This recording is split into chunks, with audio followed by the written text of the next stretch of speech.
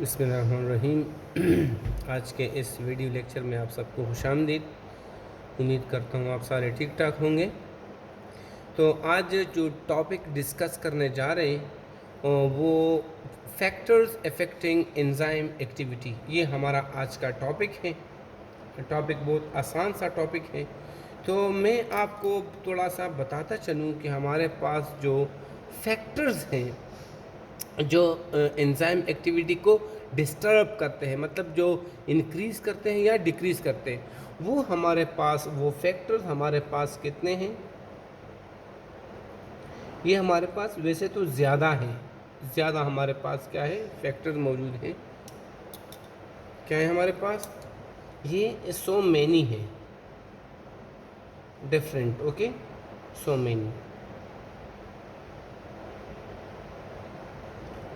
So many factor हमारे पास हैं जो एंजाइम की एक्टिविटी या फंक्शन को या तो तेज़ करता है या स्लो करता है, या इंक्रीज़ करता है या डिक्रीज़। लेकिन इन फैक्टर्स में अगर हम देखें तो इनमें हमारे पास क्या है जी, बट, वैसे तो बहुत सारे हैं, बट मेन फैक्टर जो हमारे पास हैं, मेन फैक्टर्स की हम बात करते हैं, जो मेन फैक्टर हमारे पास हैं वो हमारे पास क्या है, वो हमारे पास सिर्फ दो ही है। क्या है हमारे पास, टू फैक्टर्स।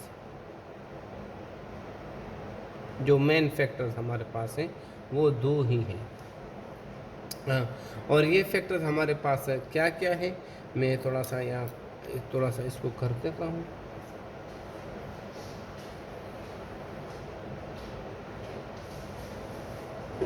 देखें, ये हमारे पास टू फैक्टर्स हैं, और ये फैक्टर्स हमारे पास कौन कौन हैं ये थोड़ा सा हम यहाँ पर डिस्कस करते जाएं। एक फैक्टर हमारे पास, दो फैक्टर हैं हमारे पास।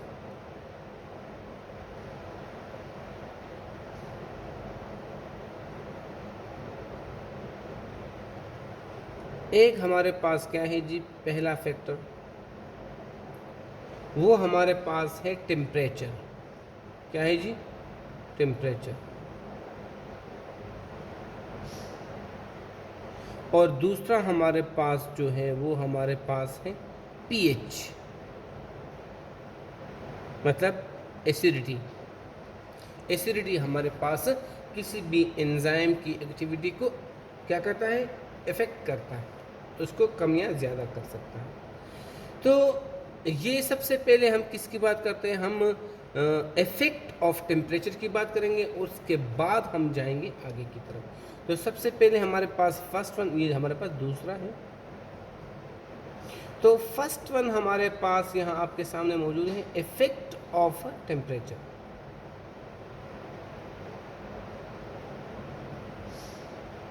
इफेक्ट ऑफ टेम्परेचर, ये हम थोड़ा पढ़ लेते हैं।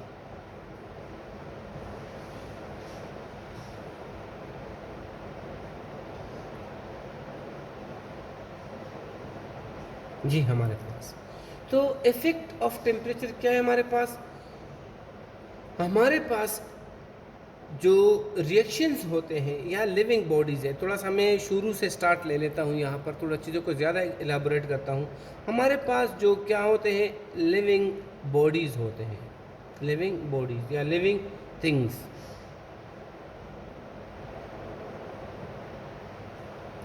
उनके अंदर क्या होते हैं, हमारे पास बहुत ज़्यादा बायोकेमिकल रिएक्शंस होते हैं।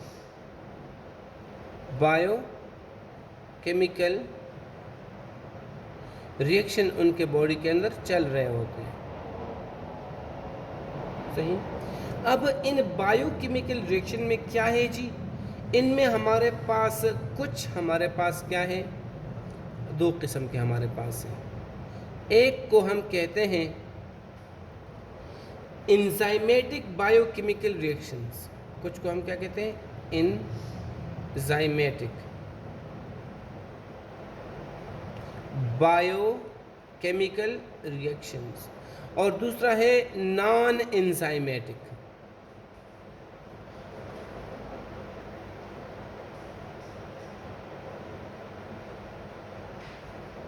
बायोकेमिकल रिएक्शन, ये हमारे पास है। इन दोनों पर हमारे पास क्या होता है, टेम्परेचर का असर होता है। समझ में बात आई? मैं आपको थोड़ा सा बताऊं कि इफेक्ट ऑफ टेम्परेचर क्या होता है। हमारे पास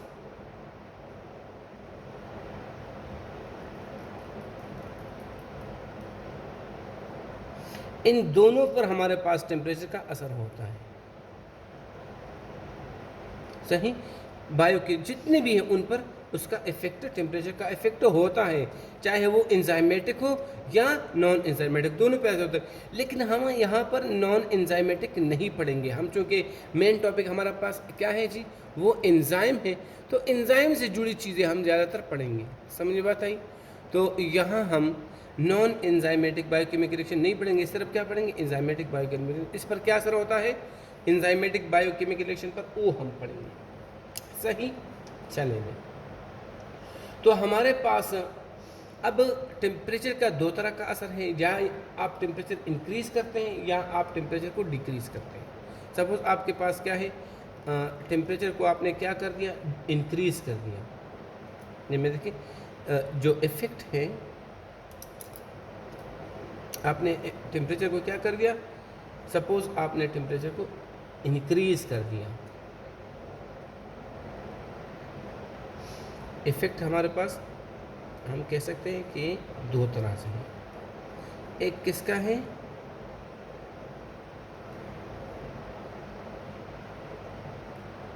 एक इंक्रीज का है और एक डिक्रीज का। सपोज मैंने क्या इफेक्ट टेम्परेचर को मैंने क्या कर दिया, इंक्रीज कर दिया।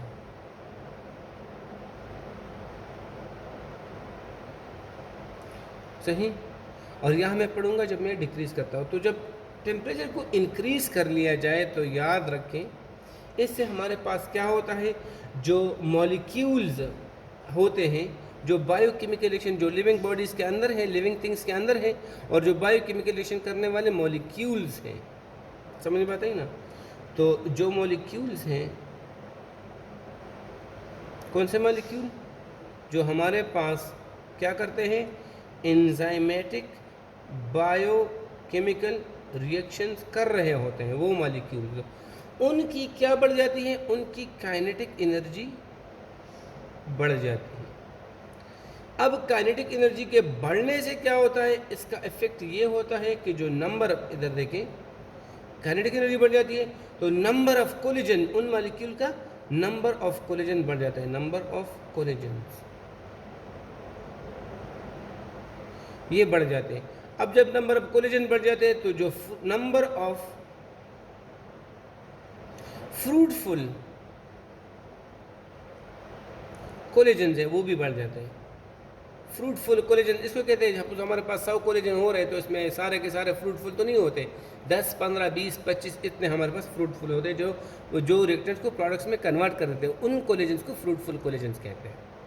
तो जब नंबर ऑफ कोलेजन बढ़ेगा, सही, हमारे पास नंबर ऑफ कोलेजन पहले 10 था, अब क्या हो गया 50, तो 10 में एक हमारे पास क्या था, फ्रूटफुल कोलेजन था, अब 50 में क्या होंगे, 5 होंगे। तो जब नंबर ऑफ कोलेजन्स बढ़ता है तो उसके अंदर जो नंबर ऑफ फ्रूटफुल कोलेजन्स होता है वो भी बढ़ जाता है। सही, और याद रखिए जब नंबर ऑफ फ्रूटफुल कोलेजन क्या है, जो प्रोडक्ट्स बनाते हैं, तो इससे तो हमारे पास प्रोडक्ट्स की फॉर्मेशन तेज़ हो जाएगी, ज़्यादा हो जाएगी, और हमारे पास इसको हम कहते हैं रेट ऑफ रिएक्शन इंक्रीज हो जाता है। जो रेट ऑफ रिएक्शन होगा, रेट ऑफ रिएक्शन,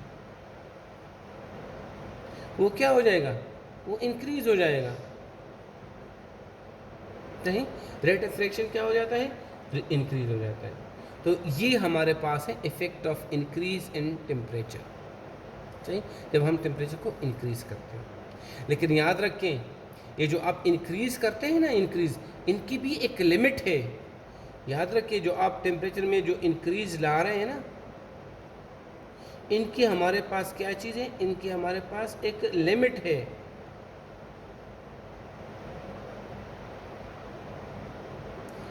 अगर आप उस लिमिट से ऊपर जाएंगे तो हमारे पास उल्टा जो increase in rate of reaction होता है, उल्टा क्या होता है, इन लिमिट से अगर ऊपर जाए तो रेट ऑफ रिएक्शन हमारे पास क्या होता है, रेट ऑफ रिएक्शन,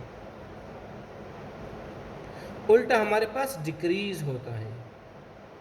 और ये क्यों होता है, वाई, इसका रीज़न हमारे पास क्या है, वाई इट इज़ हैपनिंग।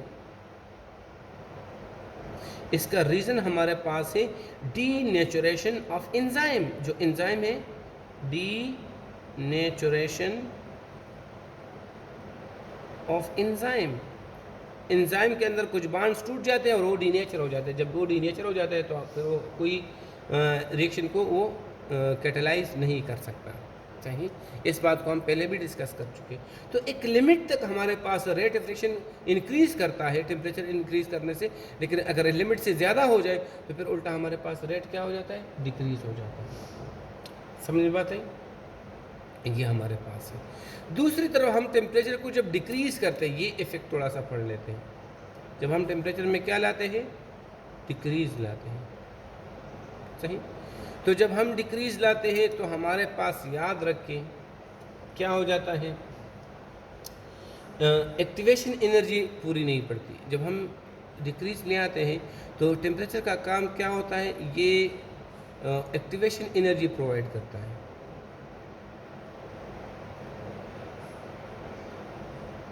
ये क्या करता है, एक्टिवेशन एनर्जी प्रोवाइड करता है।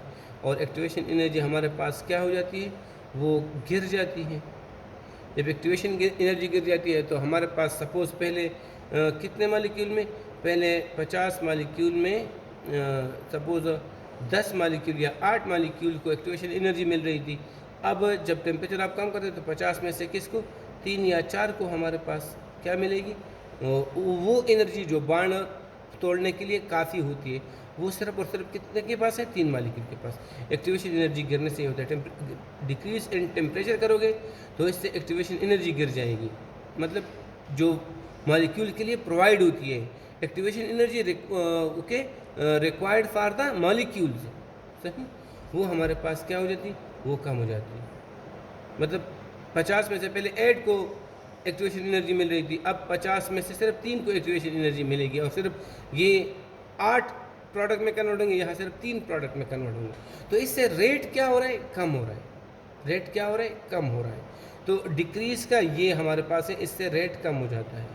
और अगर आप इस डिक्रीज़ को किस पे ले आएँ, अगर आप इसको 10 डिग्री सेल्सियस पे ले आएँ, किस पे ले आएँ, इसको अगर आप किस पे ले आए, 0 डिग्री सेल्सियस पे, तो इससे हमारे पास क्या हो जाता है, ये देखें, जब हम डिक्रीज लाते हैं तो डिक्रीज से एक एंजाइम क्या होता है, लेस एक्टिव हो जाता है, less active, enzyme less active हो जाता है। लेकिन 0 पे क्या होता है, 0 डिग्री पे एक एंजाइम पूरी तरह से क्या हो जाता है, इनएक्टिव हो जाता है, इनएक्टिव हो जाता है, कोई काम नहीं करता और हमारे पास कैटालिसिस यहाँ पर स्टॉप हो जाता है। क्या हो जाता है जी, स्टॉप हो जाता है। क्लियर है, चलिए जी। तो इसलिए हम उस एंजाइम को क्या कर सकते हैं, 0 डिग्री सेल्सियस पे हम फ्रीज कर लेते हैं। सही, ये याद रखें कि हम 0 डिग्री पे किसी भी एंजाइम को क्या कर सकते हैं, उसको फ्रीज कर सकते हैं। क्या कर सकते हैं, फ्रीज। फिर इस एंजाइम को क्या कहते हैं, फ्रोज़न एंजाइम। क्या, उसको हम कहते हैं फ्रोज़न एंजाइम। और फ्रोज़न एंजाइम आप can be stored for years. ठीक है, फ्रोज़न एंजाइम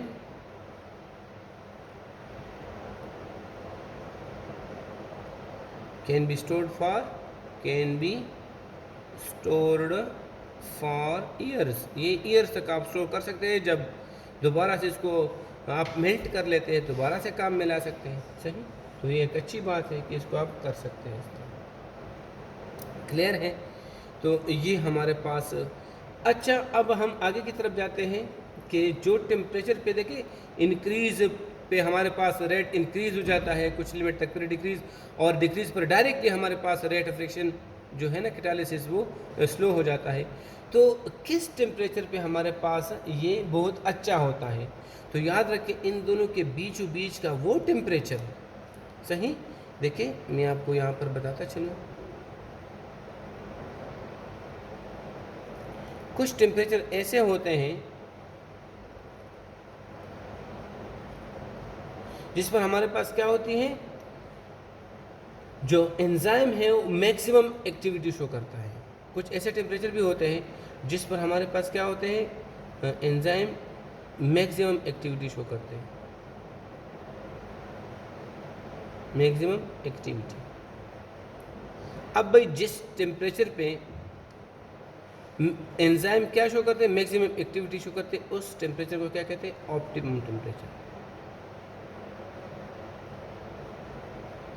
ऑप्टिमम टेम्परेचर कहते हैं। ये देखिए, ये भी बहुत इंपॉर्टेंट चीज़ है। सही,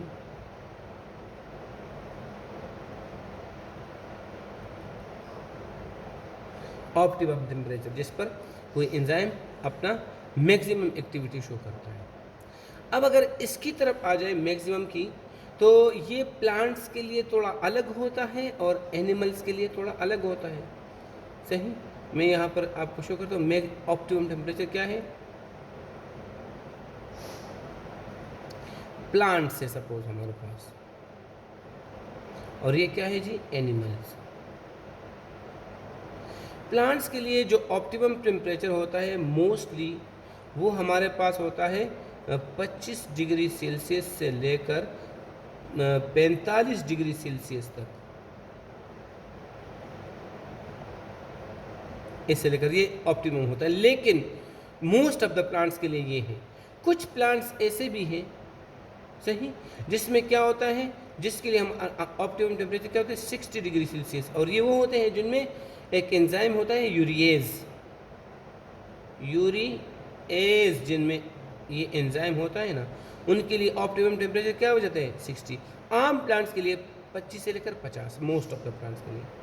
एनिमल्स की बात करें तो एनिमल्स का हमारे पास, मोस्ट एनिमल्स का बात करते हैं ना, मोस्ट एनिमल्स के जो एंजाइम्स हैं वो बॉडी टेम्परेचर पर अच्छा काम करते हैं। वो किसके, उसका ऑप्टिमम टेम्परेचर क्या है 37 डिग्री सेल्सियस, जिसको हम बॉडी टेम्परेचर कहते हैं। इस पर वो अच्छा काम करता है। समझ में आता है? तो ये हमारे पास कुछ चीज़ें थी जिसको क्लियर करना ज़रूरी था। इसके अलावा हम एक और चीज़ पे जाते हैं, लास्ट चीज़ है, कुछ ज़्यादा नहीं है। अगर हम एक प्लॉट ड्रा करें किसके बीच, रेट ऑफ रिएक्शन या एंजाइम एक्टिविटी के बीच और टेम्परेचर के बीच, हम एक सपोज एक मैं यहाँ पर आपके सामने करता हूँ, एक प्लॉट मैं ड्रा कर दूँ। ये देखिए टेम्परेचर वगैरह इन सब के, इसका फंक्शन शो करवाने के लिए कि हमारे पास क्या फंक्शन ये शो करता है। मैं यहाँ पर एक प्लॉट शो करता हूँ, प्लॉट किसके बीच, एंजाइम एक्टिविटी वर्सेस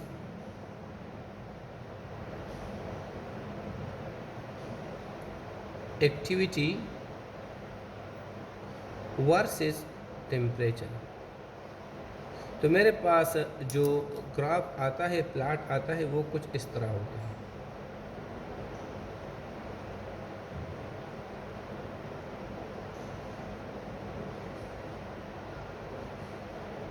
सही, हमारे पास सपोज क्या है, ये 0 है, ये 10 डिग्री सेल्सियस, ये 20, ये 30, ये 40, ये 50, ये 60 डिग्री सेल्सियस। सही, और ये हमारे पास क्या है, रेट ऑफ रिएक्शन। ये हमारे पास क्या है, इसको एंजाइम एक्टिविटी भी कहते हैं और रेट ऑफ रिएक्शन भी कहते हैं। एंजाइम एक्टिविटी क्या है, रेट को बढ़ाना। तो हमारे पास ये है। अब अगर हम किसके लिए बात करें, अगर हम प्लांट्स के लिए बात करें, किन के लिए बात करें, अगर हम प्लांट्स के लिए बात करते हैं तो हमारे पास क्या सिस्टम है, ज़्यादातर प्लांट्स के लिए हमारे पास जो टेम्परेचर है जिस पर वो मैक्सिमम एक्टिविटी शो करते हैं वो क्या है, ये देखिए,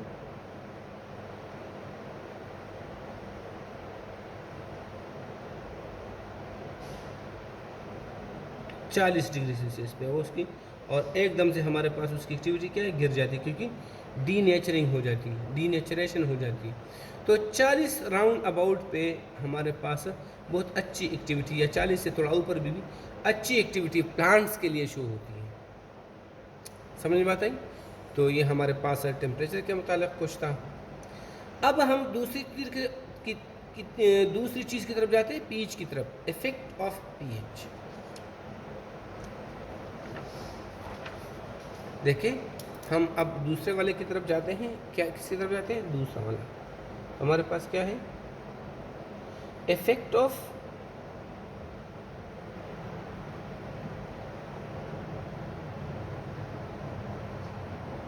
पीच। पीच तो आप जानते हैं एसिडिटी को कहते हैं, इफेक्ट ऑफ पीच। तो याद रखिए हमारे पास जो एंजाइम्स होते हैं वो मुख्तलिफ़ किस्म के होते हैं। जो एंजाइम्स हमारे पास होते हैं ना, डिफरेंट एंजाइम्स हमारे पास होते हैं।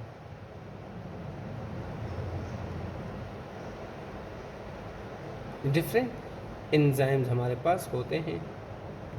कुछ वो एंजाइम्स हैं, हम इसको दो में डिवाइड करते हैं।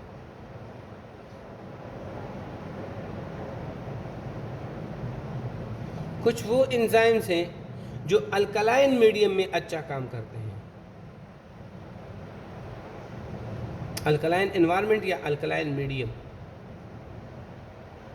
कुछ ऐसे हैं जो एसिडिक मीडियम में अच्छा काम करते हैं।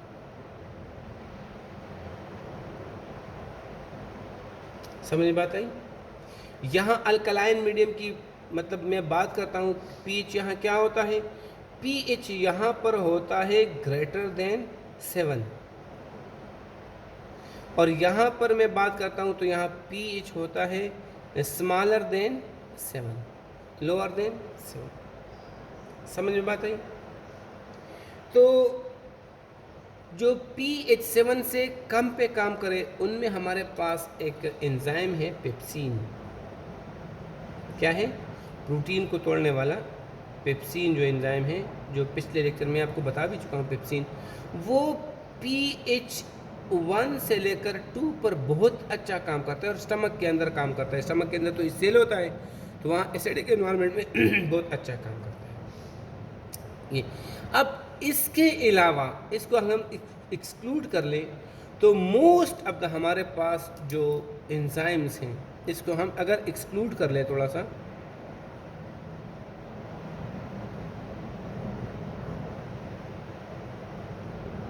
तो मोस्ट ऑफ एंजाइम हमारे पास क्या है? वो है मोस्ट एंजाइम।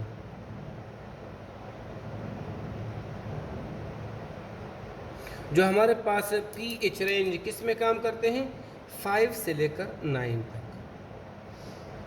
इस पीएच रेंज में वो अच्छा काम करते हैं और इसको क्या कहते हैं? उसके लिए ऑप्टिमम पीएच। सही। इसमें से आप सिर्फ इसको अलग कर लें, ये आप इसको थोड़ा सा एक्सक्लूड कर लें, ये बिल्कुल अलग है। बाकी मेजॉरिटी की हम बात करते हैं। तो याद रखिए इसके लिए जो पेप्सिन है, इसके लिए ऑप्टिमम पीएच क्या है?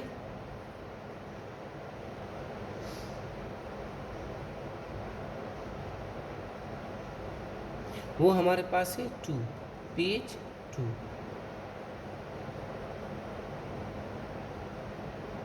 सही। ऑप्टिमम पीएच हमारे पास है। अब ऑप्टिमम पीएच है क्या चीज़? ऑप्टिमम पीएच हमारे पास वो पीएच है जिस पर हमारे पास क्या, एक एंजाइम क्या शो करता है?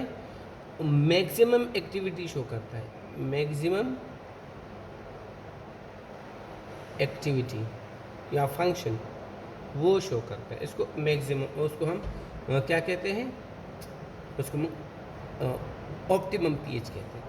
अब पेप्सिन इस पे क्यों काम करता है? क्योंकि पेप्सिन हमारे पास इसका फंक्शन स्टमक के अंदर है। किसके अंदर है? ये स्टमक के अंदर काम करता है, प्रोटीन को तोड़ता है। पेप्सिन क्या करता है? प्रोटीन को तोड़ता है, तकरीबन हाफ ऑफ द प्रोटीन्स उसको तोड़ता है। तो हमारे पास स्टमक के अंदर तो HCl होता है और HCl की मौजूदगी में वहाँ पीएच काफ़ी कम होता है, पीएच लो होता है। तो 2 पीएच इसके लिए ऑप्टिमम है, इस पर ये बहुत अच्छा काम करता है। समझ में बात आई? अब हमारे पास ऑप्टिमम के अलावा, मतलब इसके बिल्कुल अगेंस्ट एक और पीएच है जिसको हम मिनिमम पीएच कहते हैं। That is called minimum pH. अब मिनिमम पीएच क्या है? वो पीएच, मैं थोड़ा सा इसको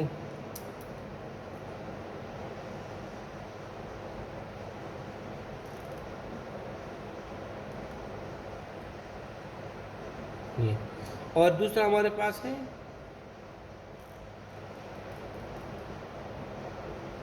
मिनिमम पीएच। तो मिनिमम पीएच क्या होता है? मिनिमम पीएच वो होता है जिस पर कोई भी एंजाइम वो मिनिमम एक्टिविटी शो करे।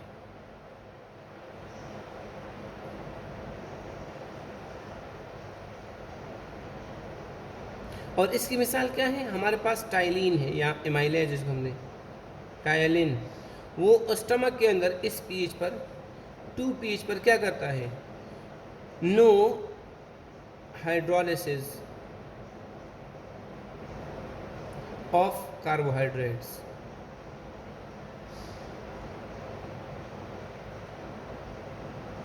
ये देखिए टाइलिन है PH2 जो स्टमक के अंदर है, उसकी कभी भी हमारे पास कार्बोहाइड्रेट्स की हाइड्रोलिसिस स्टमक के अंदर नहीं होती, क्योंकि हमारे पास जो वहाँ पर pH है ना 2, उस पर टाइलिन की एक्टिविटी क्या होती है? मिनिमम होती है, कोई काम नहीं करती है।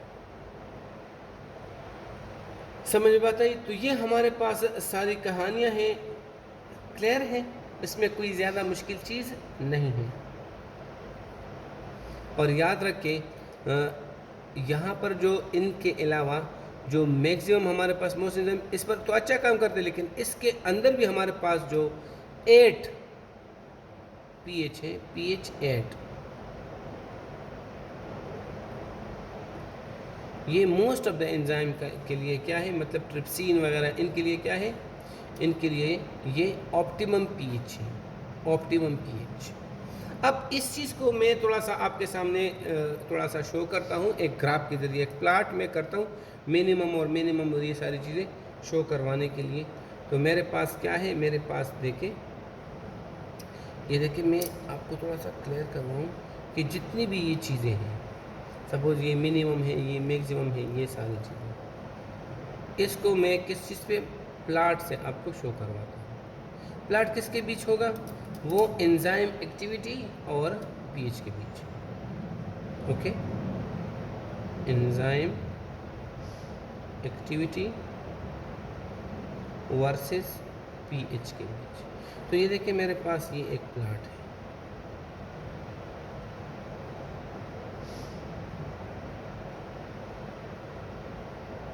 और यहाँ पर पीच क्या है हमारे पास?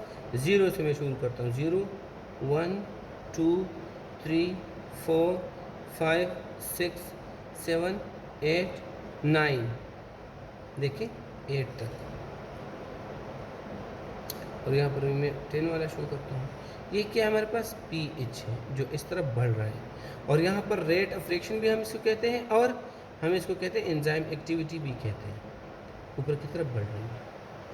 तो हमारे पास अगर हम किसके लिए बात करें? मोस्ट ऑफ द एंजाइम के लिए बात करें, तो हमारे पास उनके लिए क्या होता है? ये देखें, मैं आपको यहाँ से शुरू हो जाता है,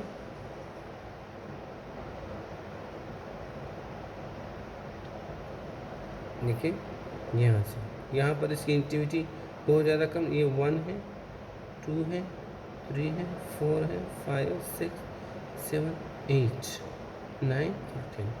तो देखें उसकी एक्टिविटी कहाँ शुरू हो जाती है?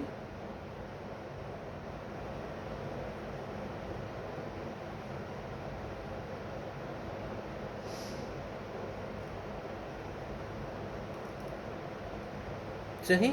तो हमारे पास जो मैक्सिमम एक्टिविटी आप देख सकते हैं कहाँ पर शो होती है? वो 8 पे शो हो रही है, 8 से थोड़ा कम इस पे शो हो रही है, ये मोस्ट ऑफ द एंजाइम के लिए।